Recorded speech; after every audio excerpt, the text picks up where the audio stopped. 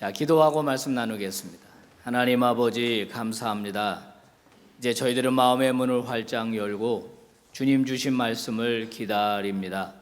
부족한 종 말씀 전하는 도구로 삼아 주셨으니 주님의 뜻에 따라 사람의 말이 아니라 하나님의 성경 말씀 잘 증거하는 주의 종 되게 하여 주시옵소서. 우리 교우들은 말씀 받고 그 말씀이 내 삶이 되고 내 생각이 되고 내 인격이 되게 하는 귀한 종들 되게 해 주옵소서. 예수님 이름으로 기도 올리옵나이다. 아멘. 자, 다른 사람을 얻고자 함이라 라는 제목으로 말씀을 증거합니다. 성공한 사람들에게는 분명하게 나타나는 특징이 있는데 그것은 목표의식이 분명하다는 겁니다. 흔들리지 않는 목표의식, 그것이 그들의 삶을 끌고 가죠. 목표의식이 있는 사람과 없는 사람의 차이는 처음에는 미미한 것 같지만 시간이 흐를수록 그 차이는 이제 엄청납니다. 자, 한 심리학 책에 의하면은 인간이 행복감을 느끼는 여러 통로가 있는데 그 중에 하나는 내가 목표의식을 쫓아서 한 걸음 한 걸음 잘 가고 있다, 이런 확신이 들면 인간은 행복감을 느낀다고 합니다. 목표의식이 없는 사람은 목표의식이 있는 사람을 위해서 산다고 해도 과언이 아닐 겁니다. 목표의식이 뚜렷하면은요, 삶이 규모가 있습니다. 시간 사용, 물질 사용, 이런 것들이 정확하게 지켜져요. 없으면요, 자기 마음대로 그냥 되는 대로 살아가는 거예요. 되는 대로. 누구를 만날지 만나지 말아야 할지 이것들을 정하는 것은 바로 목표의식에서 나오게 되는 거예요. 그래서 목표의식은 우리 인생의 나침반과도 같은 것입니다. 성도 여러분, 여러분에게는 어떤 목표의식이 있습니까? 여러분 무엇을 목표로 삼고 살아가고 있으십니까? 오늘 성경은 우리가 가져야 할 목표의식에 대하여 말해주고 있는데요, 특별히 바울의 이야기를 통해서 우리에게 교훈을 하고 있습니다. 자, 20절 말씀에 보니까 바울이 이렇게 이야기하고 있습니다. 유대인들에게는 내가 유대인같이 되었다. 율법 아래에 있는 사람들에게는 내가 율법 아래에 있는 사람처럼 되었다.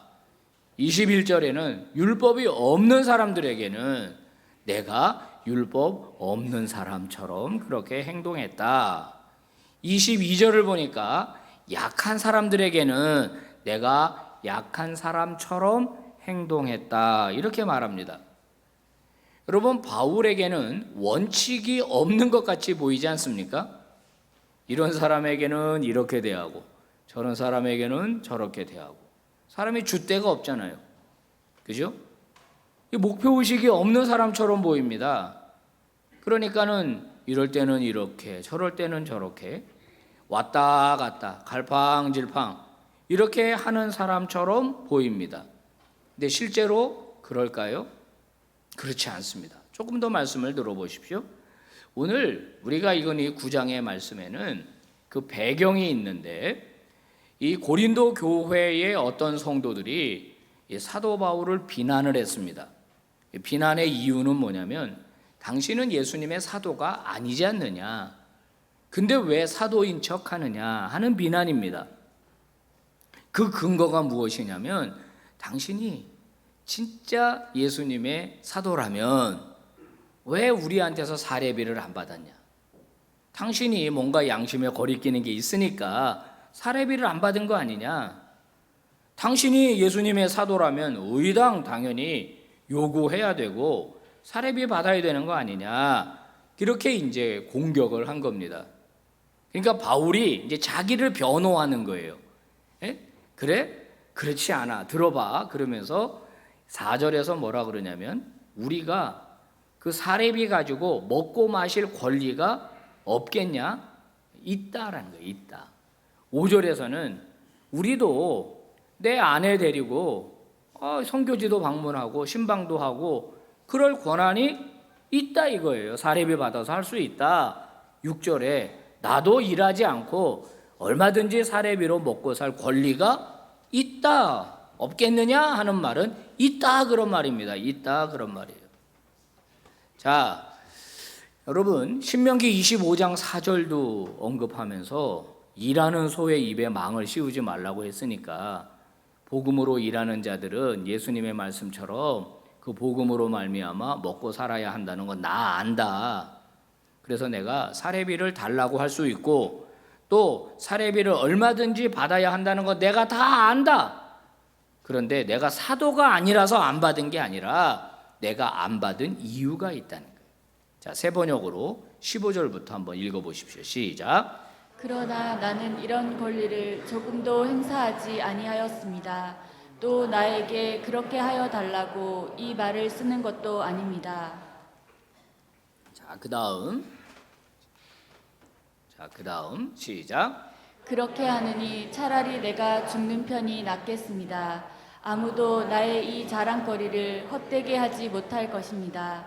내가 복음을 전할지라도 그것이 나에게 자랑거리가 될 수 없습니다. 나는 어쩔 수 없이 그것을 해야만 합니다. 내가 복음을 전하지 않으면 나에게 화가 미칠 것입니다. 내가 자진해서 이 일을 하면 삭슬 받을 것입니다. 그러나 내가 마지 못해서 하면 직무를 따라 한 것입니다. 자, 이게 무슨 말이냐면 나는 사례비를 받을 수 있지만 안 받은 이유가 뭐냐면은 이게 내가 마땅히 해야 될 일이기 때문에 그런 거고 오직 복음을 전파하기 위해서 그렇게 한 것이다. 우리 이 개역개정 성경을 보면은 부득불할 일이라 이렇게 되어 있어요. 부득불할 일이라 하는 말은 꼭 해야 되는 일이다. 내가 그 사명을 받았기 때문에 내가 사례비를 안 받은 거지 내가 사도가 아니기 때문에 안 받은 게 아니다 이렇게 얘기합니다. 바울은 우리가 잘 아는 듯이 예수 믿는 사람들을 박해했습니다. 예수 믿는 사람들을 체포하기 위해서 다마스커스까지 원정을 가다가 예수님을 만났습니다. 예수님을 만나고 나니까 그동안 자신이 했던 잘못이 얼마나 큰지를 깨달은 거예요. 하나님의 영광을 위해서 예수 믿는 자들을 이단으로 생각하고 그들을 잡아가지고 옥에 가두고 심지어는 죽여야 하나님이 기뻐할 거라고 생각했는데 그 반대의 일을 본인이 했다는 것을 알게 된 겁니다. 하나님 앞에 얼마나 죄송했겠어요. 하나님 앞에 얼마나 미안했겠어요. 거기서 하나님이 바울의 잘못을 일일이 지적하시면서 저주를 퍼부으신다고 하더라도 심판을 한다고 하더라도 바울은 입이 10개라도 말을 못할 겁니다. 근데 거기서 어떤 일이 벌어졌죠? 예수님이 바울을 용서해 주셨잖아요. 용서해 주는 거로만 끝나는 게 아니라 바울에게 사명을 주셨습니다. 자신의 종으로 삼아주신 거예요. 바울은 이게 너무너무 고맙고 너무너무 감사하게 생각된 거로 그 뒤로 그의 삶에 커다란 회심이 일어났어요. 즉 그 사람의 인생의 목표가 달라진 거예요. 목표가. 자, 로마서 1장 14절을 읽어보시겠어요? 어떻게 달라졌는지 시작. 헬라인이나 야만인이나 지혜 있는 자나 어리석은 자에게 다 내가 빚진 자라. 그러므로 나는 할 수 있는 대로 로마에 있는 너희에게도 복음 전하기를 원하노라. 자, 여기에 보면은 세 번째 줄에 내가 빚진 자라 이런 말이 나옵니다. 이게 바로 바울에게 달라진 삶의 목표예요. 복음의 빚을 진 자처럼 복음을 갚기 위해서 살아간다는 겁니다. 복음을 모르는 자들에게 복음을 전파하는 것이 당연히 내가 해야 할 일이고 그 사람 모두에게 복음을 될 수 있는 대로 전하는 것이 본인의 삶의 목표가 되었다. 그 말을 바꾼다면 내가 복음의 빚을 진 자다. 이렇게 인식하며 살아간다는 겁니다. 여러분, 오늘 하나님께서 저와 여러분에게 오늘 바울과 같은 태도를 가지라고 말씀하시는 거예요. 우리 역시 하나님 앞에 값없이 죄 용서를 받았고 하나님이 저와 여러분을 부르셔서 하나님의 자녀로 삼아 주셨으니 이제는 우리를 구원하시고 우리에게 은혜를 베풀어 주신 하나님의 그 놀라운 사랑을 이 땅에 선포하는 것, 그것이 저와 여러분의 삶의 목표가 되고 복음의 열정이 저와 여러분에게도 생기기를 원하는 것이 오늘 하나님의 뜻인 줄로 믿습니다. 자, 그런 차원에서 본다면 오늘 우리는 크게 두 가지의 교훈을 얻을 수 있어요. 첫 번째는 뭐냐면 우리가 하나님의 자녀로서 하나님을 증거하려고 한다면 첫 번째 가져야 할 태도가 자기 중심성을 탈피하는 것입니다. 자기 중심성을 탈피한다. 자, 본문 19절이죠. 같이 읽어봅시다. 시작. 내가 모든 사람에게서 자유로우나 스스로 모든 사람에게 종이 된 것은 더 많은 사람을 얻고자 함이라. 자, 내가 모든 사람에게 종이 되었다, 이렇게 말합니다. 바울은 종이 아니에요. 노예가 아닙니다. 그런데 노예처럼 행동했다는 거예요. 왜 그렇습니까? 왜 노예도 아니면서 노예처럼 됐다는 거예요? 이유는 하나입니다. 바로 노예 처지에 있는 사람들에게 복음을 전하기 위해서 그렇게 했다는 거예요. 바울은 일부러 자신의 위치를 낮췄어요.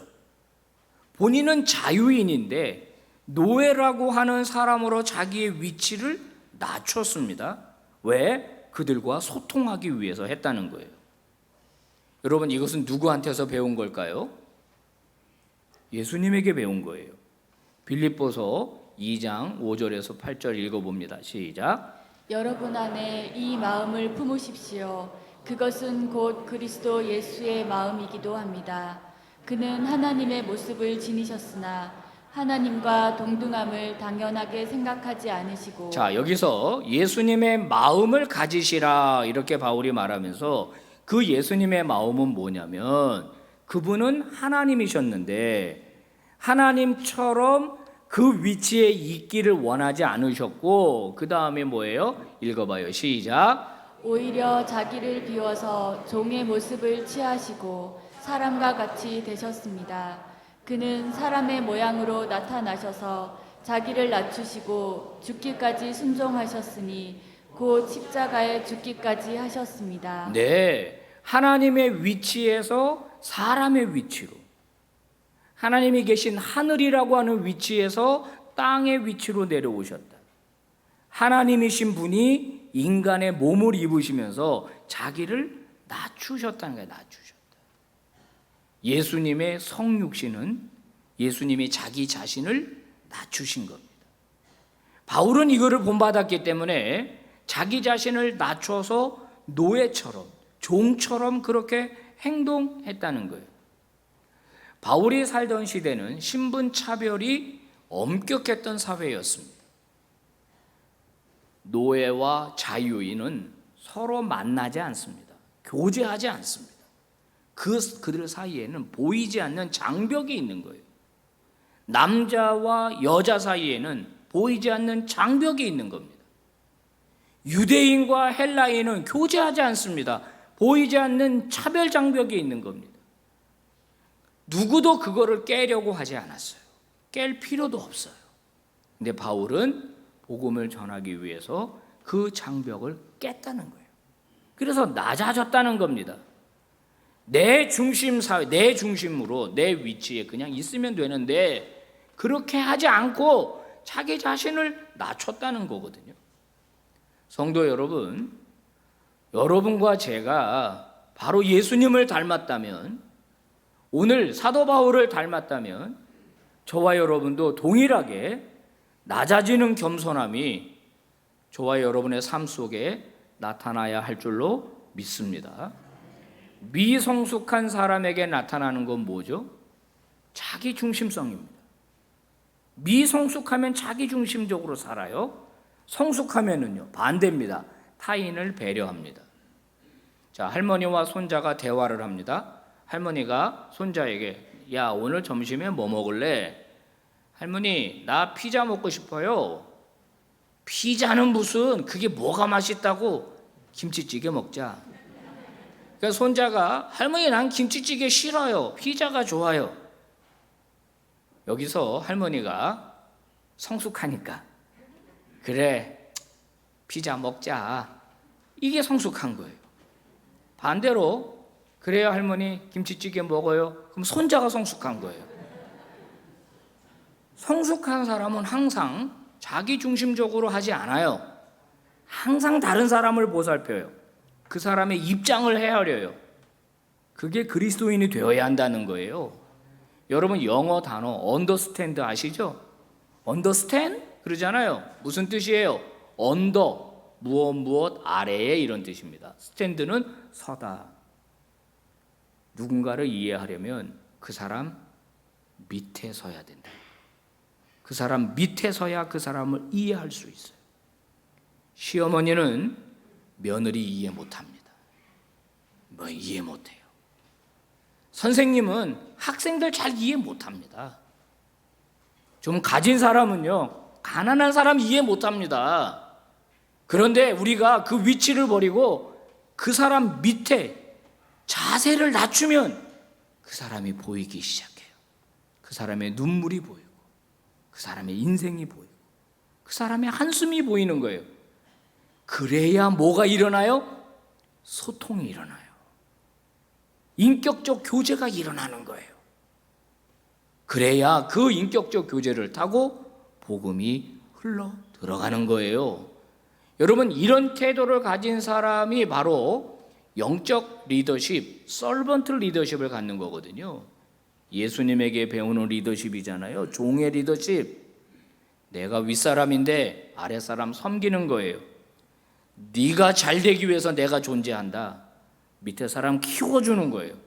밑에 사람 올려주는 거예요. 나를 위해서 그 사람이 희생시키는 게 아니라 그 사람을 잘 되게 하기 위해서 내가 노력해 주는 것.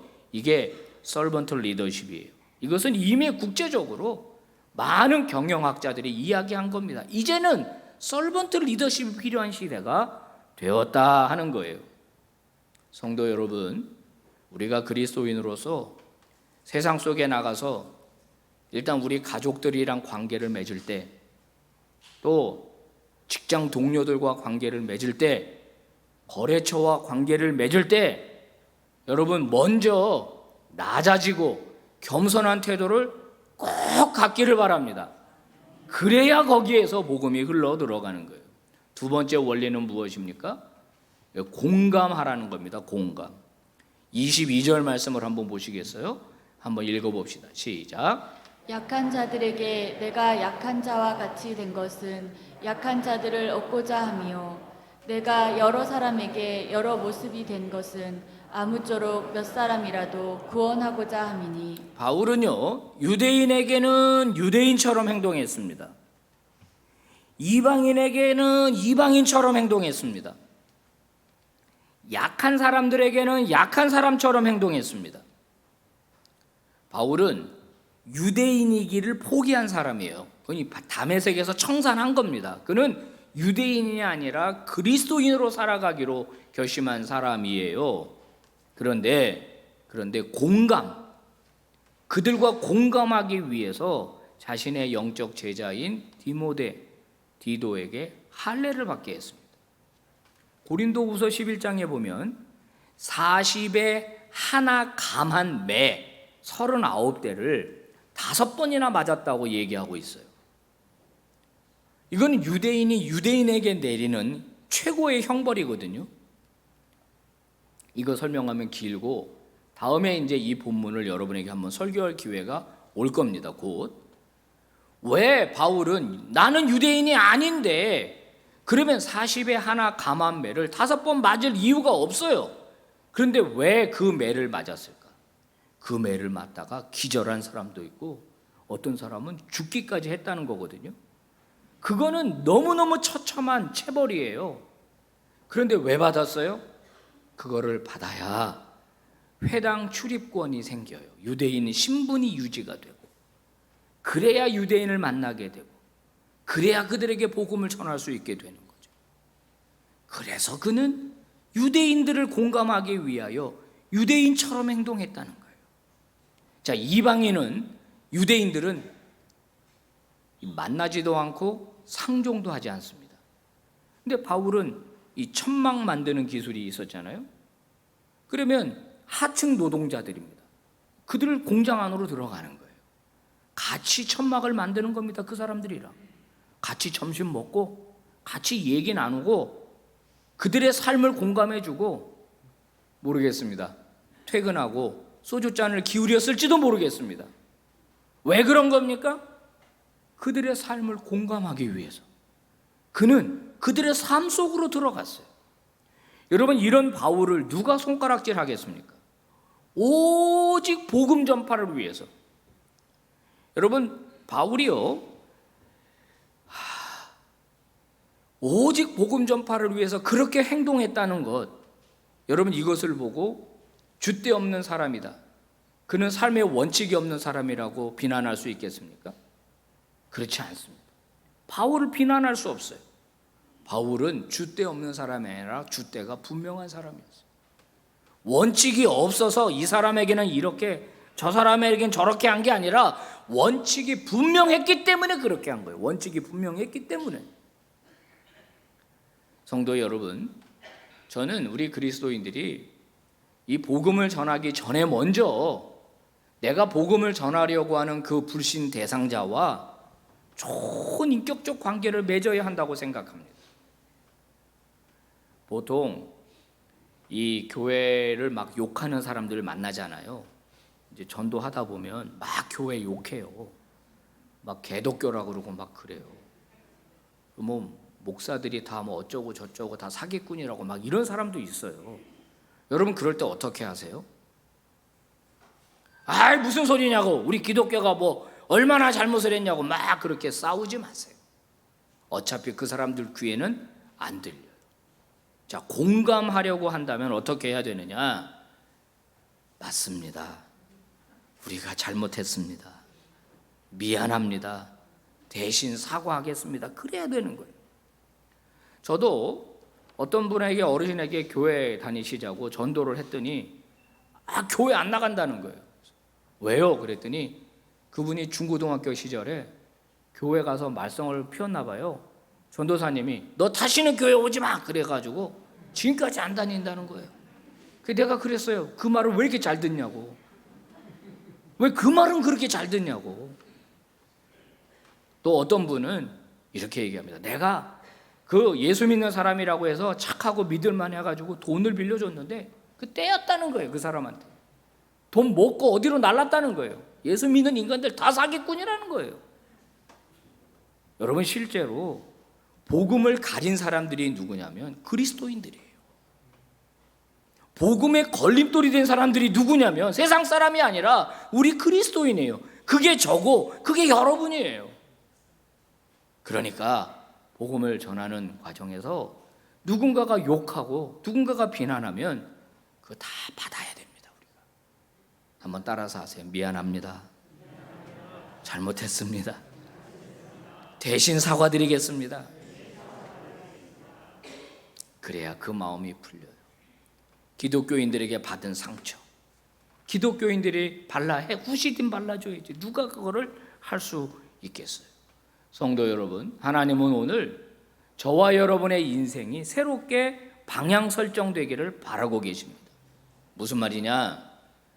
저와 여러분의 인생이, 전 인생이 누군가에게 복음이 열리는 통로가 되어야 된다는 거예요. 이게 바울의 인생의 원칙이었던 것처럼 저와 여러분의 인생의 원칙이 되어야 한다는 거예요. 나 때문에 누군가가 상처받으면 되겠습니까? 나 때문에 누군가가 주님 앞으로 오는데 방해가 되어야 되겠습니까? 여러분 가정에서 혹시 여러분의 배우자가 나 당신 같으면 교회 안 다녀 라고 말을 듣는다면 회개해야 됩니다. 내 당신 같은 사람이면 내 교회 안 다녀. 여러분, 이런 말을 듣는 게 아니라 거꾸로 당신을 보니까 기독교인들이 다 나쁜 건 아니로구나, 이런 말을 들어야 합니다. 이런 말을. 여러분, 이것이 쌓이고 쌓이면 저들의 마음이 이 독한 마음이 풀어지는 거예요. 금방 되지 않습니다. 우리가 지금 만나데이를 하고 있는데 저기 이름 적힌 분들 다 주 앞으로 다시 돌아왔으면 좋겠어요. 근데 해보니까 어떤 분들은 그래도 안 돼요. 하지만 포기하지 않으면 됩니다. 아멘. 내가 포기하면 내 남편, 내 아내는 누가 전도해요? 내 자녀들 말 안 들어도 내가 포기하지 않으면, 내가 끝까지 붙들고 기도하면 언젠가 될 줄로 믿습니다. 내가 세상 떠난 후라도 될 거라고 저는 믿어요. 실제로 그런 분들도 많이 만났습니다. 목사님, 우리 어머니가 저 평생 교회 다니기 위해서 그렇게 애썼는데 제가 어머니 소원을 못 이루어 드렸습니다. 어머니가 돌아가시면서 유언을 남겼는데 그 유언 듣고 내가 이제 교회 나왔습니다. 그 권사님은 자기 아들 다시 교회 나오는 거 못 보셨죠. 하지만 돌아가시고 난 다음에 그 기도가 응답된 거예요. 포기하지 맙시다. 아멘입니까? 내 친구 포기하지 맙시다. 내 가족 포기하지 맙시다. 우리 마음에서 지워버리지 맙시다. 붙들고 끝까지 기도하고 그들을 위해 우리가 사랑의 손길을 펼치면 언젠가 그들의 마음이 열리게 될 줄로 믿습니다. 만나데이는 내년에도 계속되고 후년에도 계속될 겁니다. 이 만나데이를 통해서 구원의 감격의 스토리가 우리 공동체 안에 넘치게 되기를 바랍니다. 자, 오늘 주신 말씀 같이 봉독해 봅시다. 시작. 내가 복음을 전할지라도 자랑할 것이 없음은 내가 부득불 할림이라. 만일 복음을 전하지 아니하면 내게 화가 있을 것이로다. 아멘. 기도하겠습니다. 하나님 아버지, 복음을 전하는 일은 해도 되고 안 해도 되는 일이 아니라 반드시 해야 될 일이라 오늘 말씀을 통해서 깨닫게 해주시니 감사를 드립니다. 복음을 전하지 않으면 내게 화가 있을 것이라고 말하는 바울처럼 오늘 우리들의 삶이, 우리의 삶의 방향이 바로 복음을 위한 삶으로 다시 한번 재설정될 수 있도록 도와주시옵소서. 나 때문에 누군가가 예수 믿고 나 때문에 누군가가 구원받는 일이 생기게 하여 주시옵소서. 저들의 삶에 깊이 공감하고 겸손하게 낮아져서 저들과 소통하고 그리고 그 인격적인 교제를 통하여 복음이 흘러 들어가게 하는 우리 빛과 소금의 종들이 다 되게 해 주시옵소서. 예수님 이름으로 기도 올리옵나이다. 아멘.